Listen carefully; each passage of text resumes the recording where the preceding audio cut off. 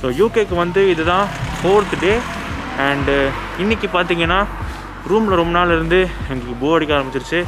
So இன்றைக்கி யூகேவோட night life எப்படி இருக்குது, அண்ட் அதோட என்னோடய ரூமில் ஒரு ப்ரோ இருக்கார், அவர் தான் இந்த ஐடியா கொடுத்தாரு பவுலிங் ஆலிங்கு போகலான்னு சொல்லிட்டு. ஸோ சின்ன வயசுலேருந்து எனக்கும் பவுலிங் ஆலிங் போகணுன்னு சொல்லிட்டு ரொம்ப நாள் ஆசை. பவுலிங் எப்படி பண்ணணும்னு சொல்லிட்டு சுத்தமாக ஒரு ஐடியாவும் கிடையாது. இப்போ தான் போயிட்டு நம்ம எப்படி பண்ணணும்னு பார்க்க போகிறோம். Let's see.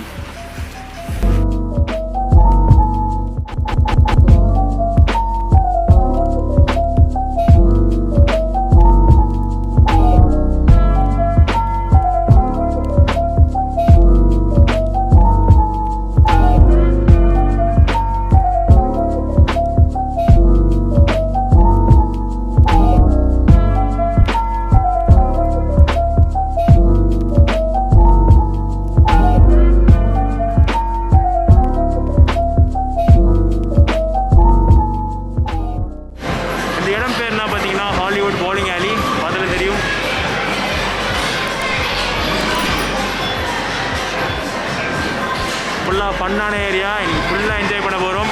And bowling ticket வாங்குறதுக்கு லைனில் நின்றுருக்கோம். ஸோ டிக்கெட் வாங்கிட்டு பவுலிங் ஆலிக்குள்ளே போவோம்.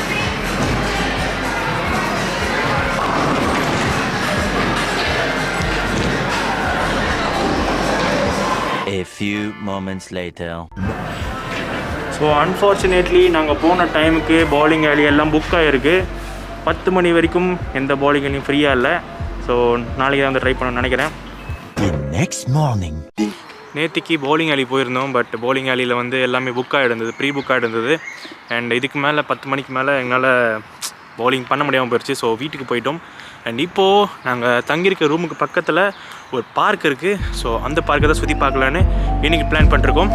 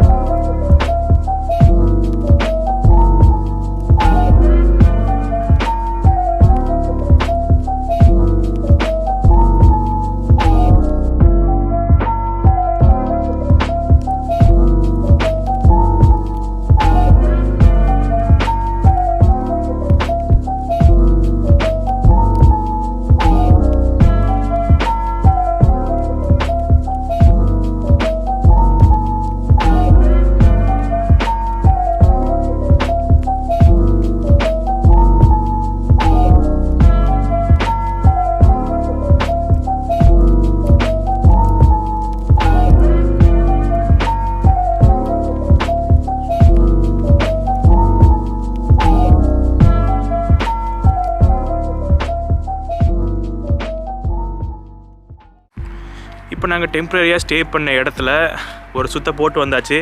எல்லா இடத்தையும் சுற்றி பார்த்தாச்சு. ஸோ இதுக்கு மேலேயும் எந்த இடமும் சுற்ற வேண்டியது இல்லை. ஏன்னா அந்த ஏரியா வந்து ரொம்ப சின்ன ஏரியா. ஸோ நெக்ஸ்ட் ஒரு 2 to 3 டேஸில் ஏரியா மாற்ற போகிறோம். ஸோ அந்த ஏரியாவுக்கு போய்ட்டு ஒரு vlogging போடலான்னு பிளான் போட்டிருக்கேன்.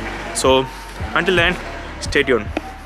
அடுத்து போட போகிற vlogging பார்க்கணுன்னா கீழே ரெட் பண்ண கிளிக் பண்ணுங்கள். நம்ம ஃபேமிலியில் ஜாயின் பண்ணுறேங்க.